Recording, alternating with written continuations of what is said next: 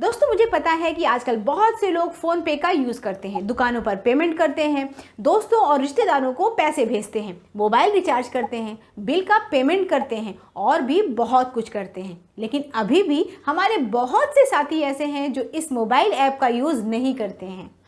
बहुत से लोग ऐसे ऐप का यूज़ करने से हिचकिचाते हैं या फिर वो उतना टेक्नोलॉजी फ्रेंडली नहीं होते हैं।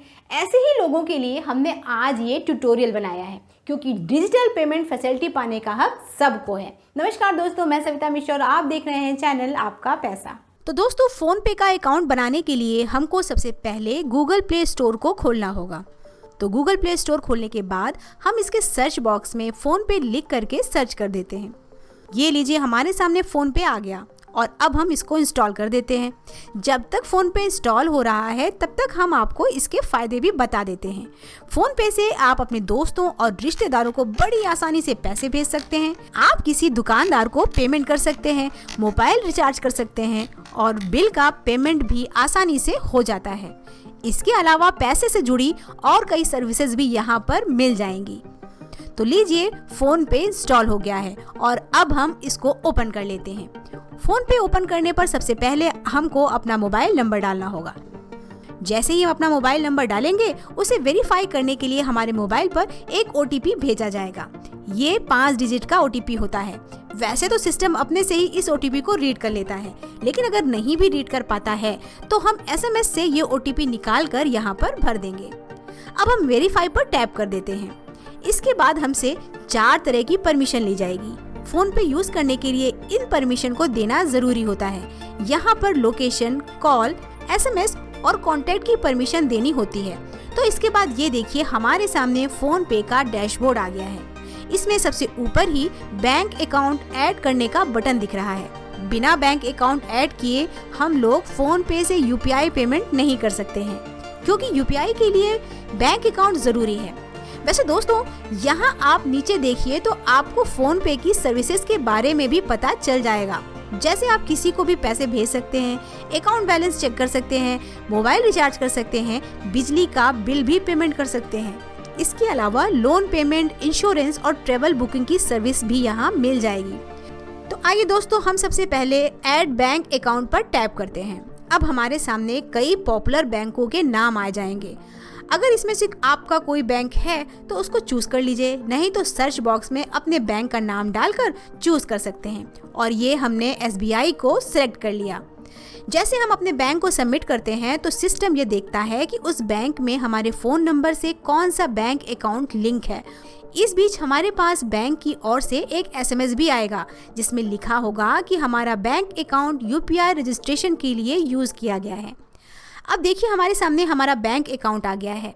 इसमें हमारे ब्रांच का नाम और IFSC कोड होगा।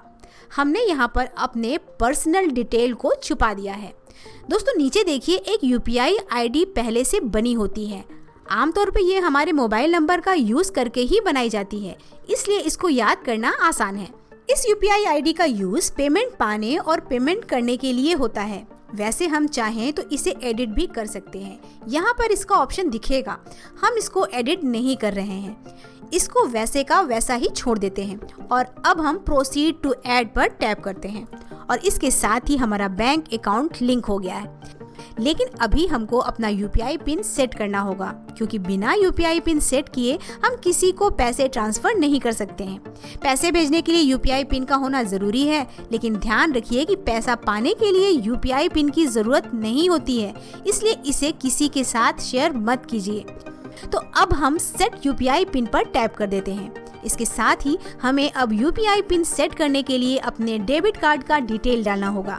इसके लिए हमको अपने डेबिट कार्ड के आखिरी 6 डिजिट यहाँ पर डालने होंगे। उसके बाद हमें अपने डेबिट कार्ड के एक्सपायरी डेट डालनी होगी। इसके बाद सबमिट कर देते हैं। ये लीजिए, हमारा UPI पिन सेट हो गया है। UPI पिन सेट होने का मतलब यह है कि अब हम फ़ोन पे के जरिए UPI पेमेंट कर सकते हैं। लेकिन अगर आप फ़ोन पे वॉलेट को भी यूज़ करना चाहते हैं तो इसके लिए कुछ स्टेप और लेने होंगे। फ़ोन पे वॉलेट से ये फ़ायदा होगा दोस्तों कि अगर आपको किसी दुकान में पेमेंट करना है या बिल पेमेंट करना है तो इसके लिए बार बार बैंक अकाउंट से पैसे निकालने की ज़रूरत नहीं होगी। आप ऐसे सभी पेमेंट फ़ोन पे वॉलेट से कर सकते हैं। यानी कि आपको बार बार यूपीआई पिन डालने की जरूरत नहीं होगी।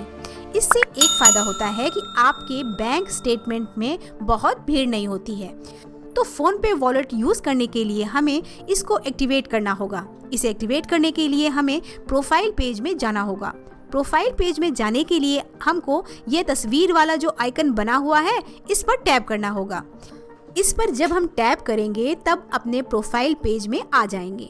यहाँ पर हमको अपने बैंक अकाउंट की डिटेल दिखेगी। उसके नीचे देखें फोन पे वॉलेट लिखा हुआ है। देखिए अभी इसमें कुछ भी पैसा नहीं दिख रहा है। चलिए इस पर टैप कर देते हैं।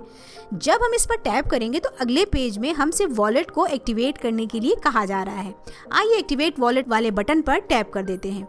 इस पर टैप करते ही हमारे मोबाइल नंबर पर एक ओटीपी भेजा जाएगा।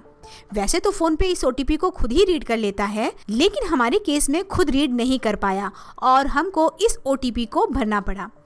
इसके लिए मैंने एसएमएस पढ़ करके इस ओटीपी को यहाँ पर डाल दिया। ये ओटीपी 5 अंकों का होता है। ओटीपी डालते ही हमारे वॉलेट का एक्टिवेशन हो जाता है, लेकिन इसे यूज़ करने से पहले हमको अपना केवाईसी कंप्लीट करना होगा। बिना केवाईसी के हम वॉलेट का यूज़ नहीं कर सकते हैं। यह रिजर्व बैंक का नियम है। तो हम कंप्लीट केवाईसी वाले बटन पर टैप कर देते हैं। केवाईसी के लिए हमको अपने डॉक्यूमेंट्स के डिटेल डालने होते हैं। हम pan card, voter ID card, NREGA job card या पासपोर्ट के जरिए अपना केवाईसी कंप्लीट कर सकते हैं। हमने यहाँ पैन कार्ड का नंबर डाला और उसके बाद पैन होल्डर का नाम डाल दिया और उसके बाद सबमिट पर टैप कर देते हैं। बस इसके साथ ही हमारा केवाईसी पूरा हो जाता है और अब हम अपने वॉलेट में पैसे डाल सकते हैं। वॉलेट में पैसा डालना ज़रूरी है क्योंकि बिना उसमें पैसे डाले हम किसी और को पेमेंट नहीं कर पाएंगे। तो दोस्तों ये समझ लीजिए कि अगर हमको फ़ोन पे के वॉलेट को यूज़ करना है तो पहले बैंक के अकाउंट से पैसे निकाल करके इसमें डालना होगा और उसके बाद ही हम वॉलेट से पेमेंट कर सकते हैं और तब हमें यूपीआई पिन की ज़रूरत नहीं होगी। वॉलेट में पैसा डालने का तरीका बिल्कुल वैसा ही है जैसे किसी और को आप यूपीआई पेमेंट करते हैं। मतलब आप यहाँ पर चूज कर लीजिए कि आपको कितने रुपए डालना है। आप 1000, 2000, 3000 चूज कर सकते हैं या फिर आप अपनी ओर से जो भी अमाउंट लिखना हो लिखकर सबमिट कर दीजिए। उसके बाद हम अपने बैंक अकाउंट के यूपीआई पिन को डालते हैं। इसके बाद बैंक अकाउंट से हमारा पैसा वॉलेट में आ जाएगा। तो दोस्तों इस तरह से हमने फोन पे में अपना यूपीआई एक्टिवेट कर लिया और साथ में वॉलेट भी एक्टिवेट कर लिया। अब हमारे पास पेमेंट के 2 ऑप्शन होंगे। आप चाहें तो बैंक अकाउंट से सीधे यूपीआई पिन डालकर पेमेंट कर सकते हैं या फिर फोन पे के वॉलेट से पे कर सकते हैं। तो दोस्तों मुझे उम्मीद है हमारे साथ साथ आप लोगों ने भी फोन पे पर अपना अकाउंट बना लिया होगा और अब इसका यूज भी शुरू कर देंगे। अगर इस वीडियो ने आपकी थोड़ी सी भी मदद की है तो इसे आप अपने दोस्तों और रिश्तेदारों के साथ जरूर शेयर कीजिए ताकि उन्हें भी इसका फायदा हो सके। और हाँ, इस वीडियो को लाइक करके चैनल को सब्सक्राइब करना ना भूलिए। इससे हमारे अगले वीडियो आपको आसानी से मिलते रहेंगे।